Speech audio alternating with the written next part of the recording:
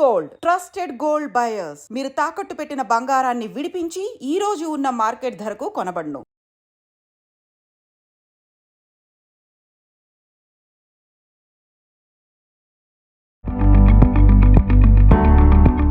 Hello viewers, నేను doctor Rahul Reddy from Androcare andrology institute.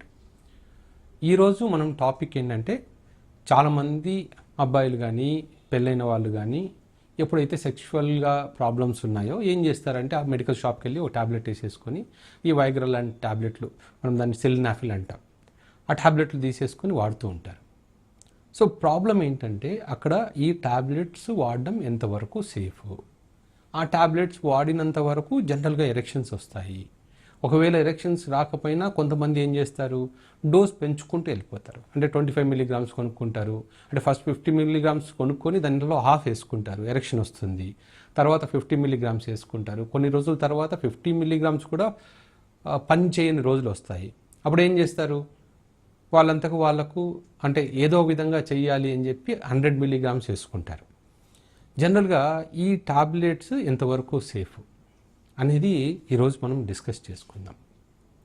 ఇప్పుడు మనం ఈ టాపిక్కి ఈ టాబ్లెట్స్ ఎంతవరకు సేఫ్ అనడం కన్నా, ఈ టాబ్లెట్స్ వేసుకోవడం వల్ల ఏమైనా సైడ్ ఎఫెక్ట్స్ వస్తాయా అనడం కన్నా, అసలు టాబ్లెట్స్ ఎందుకు వేసుకోవాల్సి వస్తుంది, దాన్ని మనం అసలు టాబ్లెట్స్ వేసుకోకుండా ఏం చేయొచ్చు అనేది మనం ఇంపార్టెంట్ థింగ్ ఇక్కడ.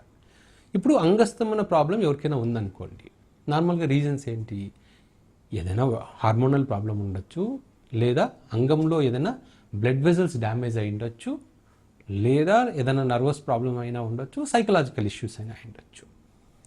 మెజారిటీ పీపుల్కి ఏంటంటే, పెళ్ళి కాని వాళ్ళు ఈ టాబ్లెట్స్కి ఎప్పుడు అలవాటు అవుతారు, నాకే ప్రాబ్లము లేదు కానీ నేను పార్ట్నర్తో బయటికి వెళ్తున్నాను, అంటే డేటింగ్కి వెళ్తున్నాను, సో బెటర్గా పర్ఫామ్ చేయాలి, ఎక్కువసేపు చేయాలి అనే ఉద్దేశంతో వాడేవాళ్ళు కొంతమంది ఉంటారు.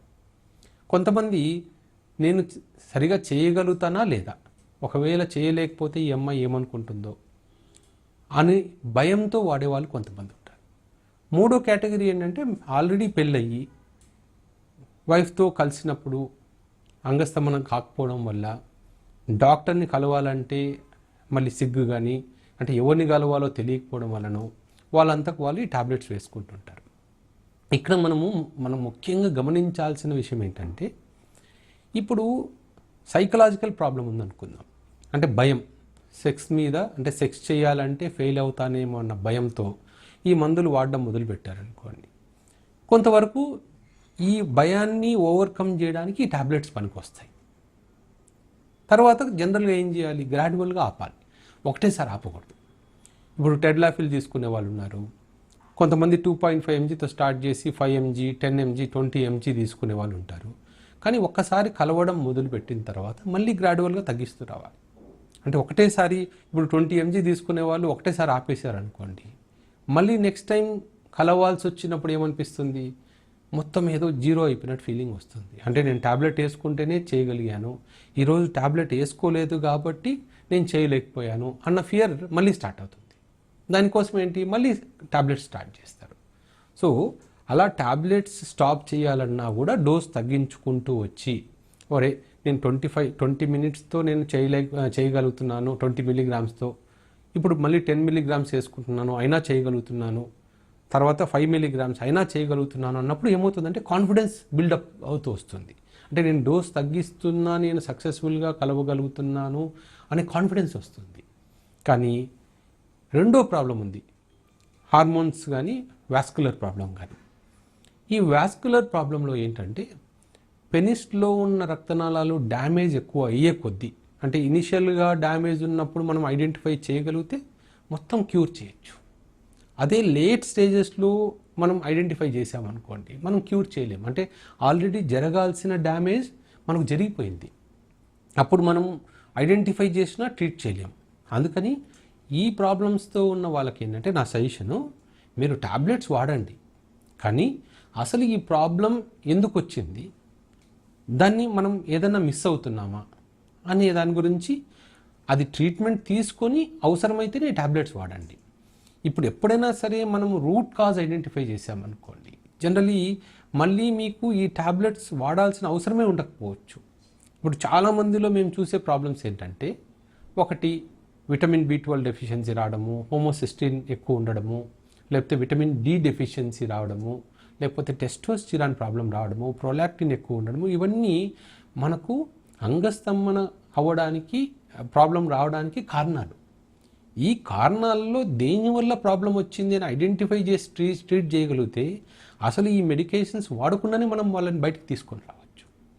సో రెండో ప్రాబ్లం ఏంటంటే అడిక్షన్. ఇప్పుడు ఈ టాబ్లెట్స్ వాడడం వల్ల ఈ టాబ్లెట్స్ వాడితేనే నేను చేయగలుగుతున్నాను అనే ధైర్యం వాళ్ళకు ఉంటుంది. కానీ చాలామందికి మేము అలాంటి టాబ్లెట్స్ తీసుకునే వాళ్ళని మేమేం చేస్తామంటే, మీరు ఈ టాబ్లెట్స్ ఆపేయండి, మీకు అన్ని టెస్ట్ చేశాము, మీకు ట్రీట్ చేశాము అన్నప్పుడు కూడా, సార్ నాకు ఈ టాబ్లెట్స్ వేసుకుంటేనే నేను చేయగలుగుతున్నాను, లేకపోతే నాకు మైండ్ పని చేయట్లేదు, నాకు ధైర్యం రావట్లేదు అని చాలామంది చెప్పుకుంటారు. ఎందుకు అంటే ఆ టాబ్లెట్స్కి ఇండైరెక్ట్గా వాళ్ళు అడిక్ట్ అయిపోవడం వల్ల. సో ఈ టాబ్లెట్స్ లైఫ్ లాంగ్ తీసుకోకూడదు. ఒకవేళ ఏదో 50 ఇయర్స్లోనో 55 ఇయర్స్లోనో ఆల్రెడీ డయాబెటీస్, హైపర్ టెన్షన్ ఉండి మనము ఈ ప్రాబ్లమ్ని క్యూర్ చేయలేము అనే స్టేజ్లో ఉన్నప్పుడు ఈ టాబ్లెట్స్ మీరు కంటిన్యూస్గా తీసుకున్న ప్రమాదం లేదు. కానీ యంగ్ ఏజ్లోనే ఏదో థ్రిల్ కోసం కానీ ఏదో ఒక్కరోజు స్పెషల్గా చేయాలి అని అలవాటు పరుచుకొని ఆ టాబ్లెట్స్ నుంచి బయటికి రాలేకపోవడం అనేది చాలా డిఫికల్ట్ థింగ్. డాక్టర్స్ కూడా మాకు ట్రీట్ చేయాలంటే, సార్ నాకు భయంగా ఉంది, టాబ్లెట్ ఆపాలంటే నాకు భయంగా ఉంది అని అంటారు. అది అంటే ఆ టాబ్లెట్స్కి అలా అడిక్ట్ అయిపోయారు. సో మీకు ప్రాబ్లం ఉన్నప్పుడు ఎప్పుడైనా సరే అంగస్తంభన ప్రాబ్లం ఉంటే ఫస్ట్ మీకు ఏ ప్రాబ్లం వల్ల అంగస్తంభన సమస్య స్టార్ట్ అయిందో చూసుకోండి, దాన్ని కరెక్ట్ చేసుకోండి. ఒకవేళ కరెక్ట్ చేసుకోలేని పరిస్థితిలో ఉంటే ఈ టాబ్లెట్స్ టెడలాఫిల్ కానీ లేకపోతే సిల్డనాఫిల్ కానీ అంటే వయగ్రా లాంటి టాబ్లెట్లు కానీ మీరు వాడచ్చు. అదే మీ ప్రాబ్లం కరెక్ట్ చేయగలిగే సమస్య అనుకోండి, అసలు వాటి జోలికి వెళ్ళొద్దండి. మీ ప్రాబ్లమ్ని క్యూర్ చేయగలిగితే మీరు ఏ టాబ్లెట్లు తీసుకోకుండా మళ్ళీ నార్మల్గా సెక్స్ చేయగలుగుతారు. సో దాని మీద కాన్సన్ట్రేట్ చేయండి. సో నా ఫైనల్ సజెషన్ ఏంటంటే, ఏదో ప్లెజర్ కోసమో ఏదో ఒకరోజు ట్రై చేద్దామనో ఈ మెడికేషన్స్ తీసుకోవద్దండి. ఓన్లీ ఎప్పుడు మీరంతకు మీరు తీసుకోవాలంటే, ఒకవేళ మీరు డాక్టర్ని కలిసే ఛాన్స్ లేదు, చాలా దూరంలో ఉన్నారు, మారుమూల ప్రాంతంలో ఉన్నారు, లేదా పెళ్ళయింది, ఫస్ట్ నైట్ రోజు చేయలేకపోతున్నారు, ఫెయిల్ అయింది, మళ్ళీ సెకండ్ రోజు కలవాలంటే మళ్ళీ డాక్టర్ని కలిసే టైం లేదు అన్నప్పుడు అలాంటి టాబ్లెట్స్ అంటే కొన్ని స్పెషల్ కండిషన్స్లో మాత్రమే మీరంతకు మీరు తీసుకోవాలి. కానీ జనరల్గా అందుకని ఈ మెడికేషన్స్ అన్ని చాలా వరకు డాక్టర్ ప్రిస్క్రిప్షన్ లేకుండా ఇవ్వకూడదు. సో ఎందుకు ఇవ్వకూడదు అంటే ఇన్ని సైడ్ ఎఫెక్ట్స్ ఉంటాయని చెప్పి వాళ్ళు జనరల్గా ఇవ్వకూడదు. అంటే స్కెడ్యూల్ H డ్రగ్స్ అంటారు ఇవన్నీ. సో ఏదైనా ప్రాబ్లం ఉంటేనే ఫస్ట్ డాక్టర్ని కలిసి మీకు ఏ ప్రాబ్లం ఉందో, దేనివల్ల ఈ ప్రాబ్లం వస్తుందో తెలుసుకొని ఆ తర్వాత ఈ టాబ్లెట్స్ మొదలుపెట్టండి.